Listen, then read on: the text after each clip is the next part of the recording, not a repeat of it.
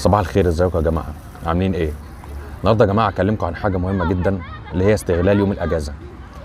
طول الاسبوع احنا بنقعد نشتغل مستنيين يوم الجمعه يجي، واول ما يوم الجمعه بيجي بننام من اول النهار لحد صلاه الجمعه، ودي مضيعه للوقت. انت لازم لما يجي يوم الجمعه، تمام، تبقى حاطط في اعتبارك انك تعمل حاجه زي ايه مثلا؟ حاجه انك مثلا تخرج، تتعلم حاجه. خلي بالك من الحاجات اللي ممكن تتعلمها، مثلا انك تتعلم مثلا الخط. ليه بقى الخط؟ اشمعنى الخط؟ لان انت لما بتروح انترفيوز بيدي لك سي في تملاه. السي في ده لما بيتكتب بشكل جميل بيفتح نفس الراجل اللي هيقرا السي في انه يختار السي في بتاعك.